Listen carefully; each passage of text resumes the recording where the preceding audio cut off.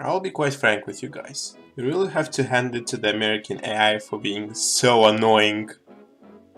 Hello viewers, and welcome to another episode of my 1936 Darkest Hour Soviet Union World Conquest. As you probably could have seen with the preview, America is giving me a lot of unnecessary trouble. This episode, I want to try to at least land there, and afterwards beat them there, in their homeland. But before we do invade the USA, I have to annex the British Raj. I have to make the invasion of the United States of America pretty swift and partake in it soon because I can't quite keep up with their nuclear bombing and they're just attacking me from all directions like Spain, Africa and India, unfortunately. So I've taken Iceland and Greenland should be next. Well, I was quite correct about the United States of America being quite adamant and finishing me off quickly. Okay, so this is going to be my plan of invasion. I'll invade in Troy's reverse and just pile in the different units because I need a little bit of crazy right now. Не валяй дурака, Америка. Вот те валенки мерзнешь, не бойся, что Сибирь, что Аляска, два берега. Паня, водка, гармоний, лосось. Паня, водка, гармоний, лосось. Though unfortunately all these nuclear bombs are not going to help them once I am deep within their land. And just like that, Washington has been stormed, with a red flag being raised right above it. I'm quite surprised by the stark contrast of defense on the American mainland versus the things that I'm just experiencing in Spain, Scandinavia, and Africa, Middle East, and yeah, India. It does look like the United States of America has got the upper hand, but once I do encircle Chicago, the units should be out of supply. At least I hope so. And the first nation to fall of the Allies is surprisingly Canada, who is now added to my collection. Also, there seem to be British troops in Florida.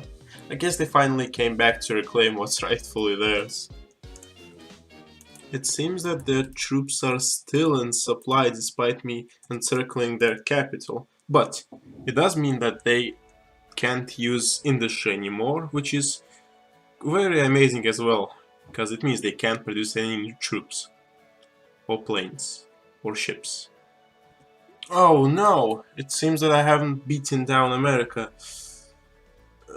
just in time before death of Uncle Stalin.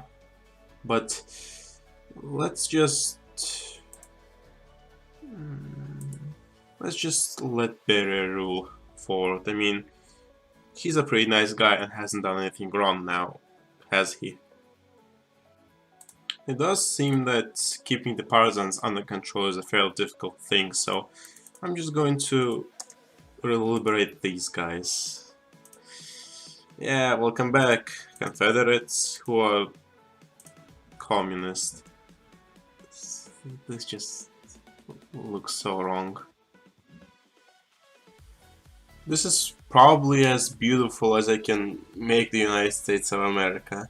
Though I did want to give them Washington and Philadelphia and Cape Charles because they have naval bases and I need America to start building ships and actually using their navy instead of just being landlocked. I could have also prevented this by not releasing California, but hey, the more the merrier, I guess.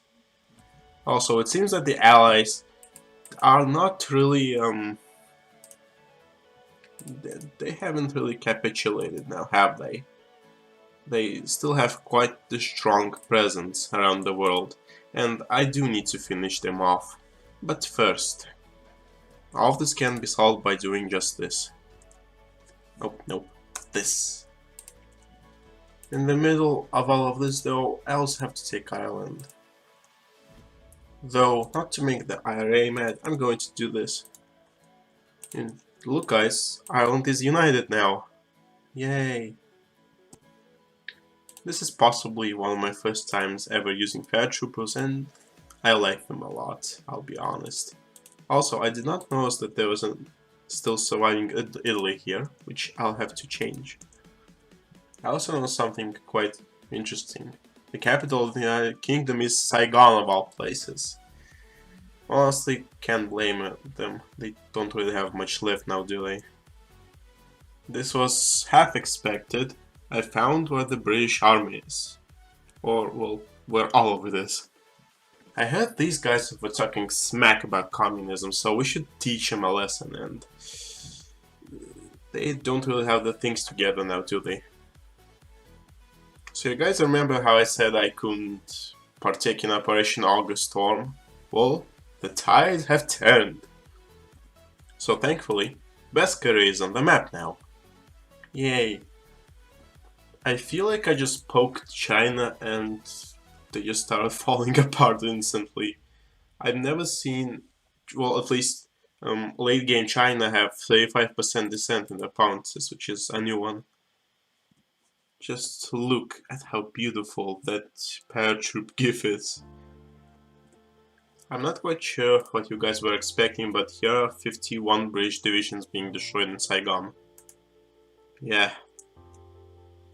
That was it. There goes the Chinese mess. Let's balkanize them now, shall we? Well, this is as much as I could have balkanized them. So, there you go. Mao is back. No way. Finally I can annex the United Kingdom. Yes. They're finally gone now. Now, who else do I have left? Australia and New Zealand. And these guys, but... Okay, no one in South America. Yeah, I guess it's just Australia and New Zealand left. It's always these two towards the end of any campaign now, isn't it? So the big brother Australia is down, and now it's time for New Zealand, who I would imagine is also a naval superpower like in my last game. And with me finishing off Indonesia with the help of my allies, the whole world is now Soviet. Though I'm not going to touch these guys for very good reasons. I mean, you know what happened in real life now, don't you? But enough about that. I also want to wish everyone a Merry Christmas and Happy Holidays who is watching this. I had a fair bit of fun doing this Let's Play at the start, but as I kept going and going, it just got more boring and boring. It was also quite horrible fighting the United States of America in the mid of the war because, yeah, they kind of damaged the motherland quite a bit, which really sucked. And that gave me a lot of dissent and industry removal.